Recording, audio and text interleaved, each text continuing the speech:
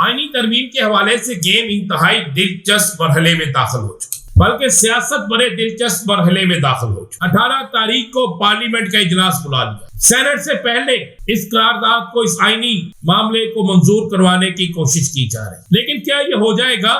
کیا وکلا نے جو اعلان کیا ہے اس کے بعد یہ ممکن ہے؟ کیا مولانا حکومت کے ساتھ ہے، یا مولانا حکومت کے ساتھ عین وقت پر ہاتھ کرنے والے ہیں، یا مولانا کے ساتھ عین وقت پر ہاتھ ہونے والا ہے؟ کچھ نہ کچھ تو ایسا ہے جو ہم آپ کو بتائیں گے کیا ہر ہے کیا۔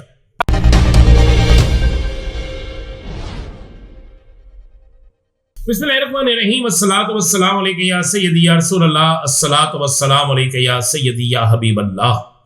تمام سننے والوں کو السلام علیکم، میں ہوں رانا عظیم اور آپ دیکھ رہے ہیں رانا عظیم آفیشیل یوٹیوب چینل، فیس بک پیج اور ٹک ٹاک۔ آئینی ترمیم کے حوالے سے گیم انتہائی دلچسپ مرحلے میں داخل ہو چکی، بلکہ سیاست بڑے دلچسپ مرحلے میں داخل ہو چکی۔ شنگھائی کانفرنس کے بعد لگتا ہے کہ سیاست کے اندر اس قدر تلخیاں اور اس قدر لڑائی اور اس قدر احتجاجی مظاہرے شروع ہو جائیں گے کہ یہ سیاست ہر روز کسی نئے رخ کی طرف چلی جائے گی۔ حکومت ہر صورت میں، ہر حال میں 25 سے پہلے آئینی ترمیم کروانا چاہتی ہے۔ حکومت ہر صورت میں یہ چاہتی ہے کہ یہ آئینی ترمیم جو ہے کسی صورت میں بھی نہ رکے، بلکہ حکومت کی یہ ذاتی خواہش ہے کہ یہ آئینی ترمیم اتنی تیزی سے ہو کہ 25 سے پہلے آئینی ترمیم ہو جائے اور 25 سے پہلے ہم کچھ بڑے فیصلے کر کے آئندہ آنے کے لایا عمل کو اپنی مرضی کے مطابق کر سکیں۔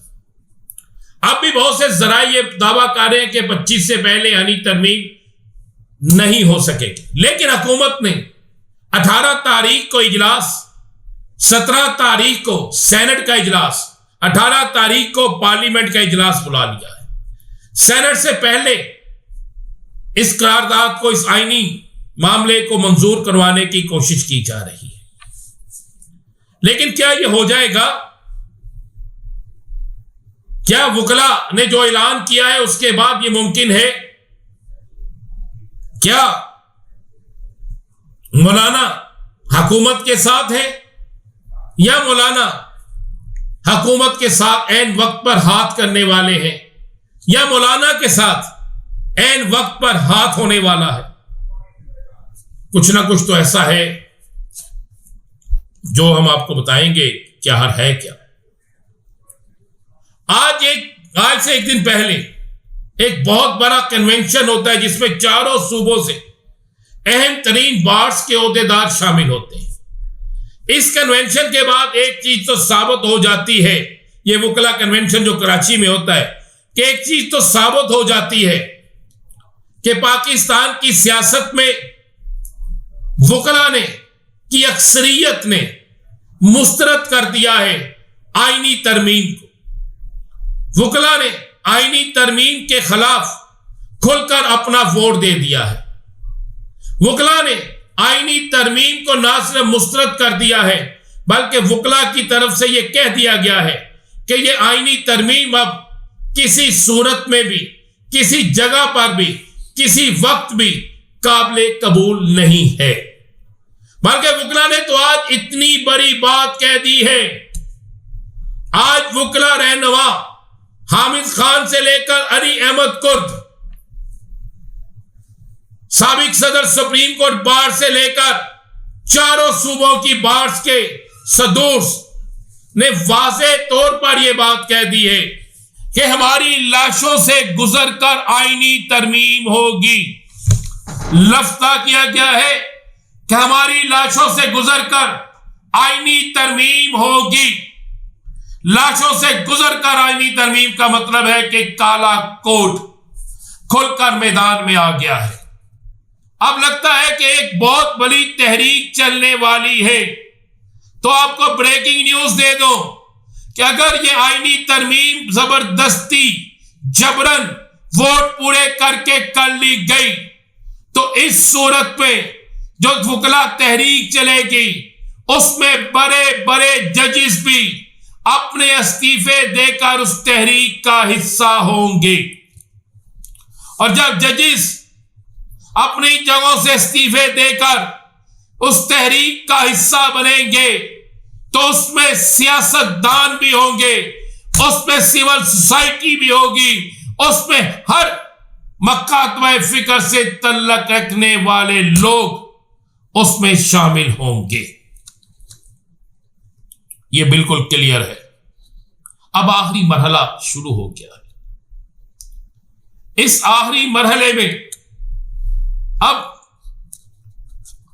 1 2 3 ہو جانا ہے. اس آخری مرحلے میں اگر کوئی شخص یہ بات کہے کہ جناب اس آخری مرحلے میں ہمیں کوئی نقصان یا فائدہ ہے, تو یہ کچھ نہیں کہا جا سکتا. اب تحریک انصاف کو بھی ہر صورت میں تحریک چلانا پڑے گی. تحریک انصاف کو بھی ہر صورت میں میدان عمل میں نکلنا پڑے گا. تحریک انصاف کو بھی ہر صورت میں اب ایک بڑی تحریک کی طرف جانا پڑے گا. اب تحریک انصاف میں سے جو کسی اور طرف کا رخ کرے گا, اس سے بھاگے گا, تو اس کو نہ صرف سیاسی طور پر نقصان ہوگا بلکہ کارکن بھی اس کا سخت ترین طریقے سے محاسبہ کریں گے. مولانا فضل الرحمان اگر مان لیا جائے کہ حکومت کے ساتھ چلے گئے ہیں, بہت سے مولانا کے قریبی ساتھی کہتے ہیں کہ مولانا اپنی شرائط پہ جائیں گے, تو پھر جو مولانا کی شرائط ہے وہ تو یہ ہے بڑی کلیئر اور واضح کہ کسی صورت میں بھی آئینی عدالت نہیں ہوگی. کیا حکومت اس پہ مانیں گے؟ پھر حکومت کہے کہ ہماری مرضی کے چیف جسٹس صاحب کا تعین ہمیں کرنے دیں, تو اس پر کیا پاکستان کے وکلا مانیں گے؟ کیا سپریم کورٹ کے اندر بیٹھے وکلا ججز مانیں گے؟ کیا ہائی کورٹس میں بیٹھے ججز اسے مانیں گے؟ تو پھر بات یہی ہوگی کہ کسی صورت میں نہیں مانا جائے گا. پھر مولانا کیا کرنے جا رہے ہیں؟ مولانا کے قریبی حلقے کہہ رہے ہیں کہ مولانا کسی صورت میں حکومت کے پاس نہیں جائیں گے, حکومت کی جولی میں نہیں بیٹھیں گے. لیکن نواز شریف مولانا اور بلاول بھٹو زرداری کو اشاعیہ دے رہے. اشاعیہ اس وقت دیا جاتا ہے جب کچھ نہ کسی معاملات کو طے کرنے کی طرف کام بڑھ رہا ہو, اور اگر ایسا ہو چکا ہے تو پھر مولانا فضل الرحمان جو پہلے عزت اور احترام کا ایک بہت بڑا حصہ لے گئے تھے, اس کے بعد ان کی سیاسی جماعت کے لیے کیا پوزیشن ہوگی یہ آنے والے دنوں میں بالکل کلیئر ہو جائے گی. اور کیا کہیں ایسا تو نہیں مولانا اینڈ ٹائم پہ پھر ہاتھ دکھا جائے, یا پھر مولانا کے ساتھ ہی گورنمنٹ ہاتھ کر جائے؟ یہ دونوں چیزیں کسی وقت بھی ہو سکتی ہیں. میرے پاس اطلاع یہ ہے کہ 10 ارکان اسمبلی غائب ہیں تعلق تحریک انصاف سے. تحریک انصاف دعویٰ کر رہی ہے کہ ان کے لوگ پورے ہیں. تحریک انصاف دعویٰ کر رہی ہے کہ ان کے لوگ کہیں نہیں گئے. اگر تحریک انصاف کے لوگ کہیں نہیں گئے تو مولانا صاحب ان کے ساتھ چلے جائیں, یہ ٹل بھی لگا لیں, تو پھر بھی آئینی یہ ترمیم نہیں کر سکتے. اور اگر انہوں نے اجلاس بلایا ہے, اگر انہوں نے سب کچھ کیا ہے, تو پھر جو 10 ارکان اسمبلی جن کا یہ دعویٰ کر رہے ہیں پھر وہ ان کے پاس ہے, تو پھر یہ کس کی کمزوری ہوگی؟ ارکان اسمبلی کے ساتھ ساتھ تحریک انصاف کی قیادت کی بھی کمزوری ہوگی. تو پھر آنے والے وقتوں میں جس کی سیاست ختم ہوگی سو ہوگی, لیکن اس کے ساتھ ساتھ بہت سے لوگ جو ہے وہ عوامی احتساب کے زمرے میں بھی آئیں گے. اجازت دیجیے.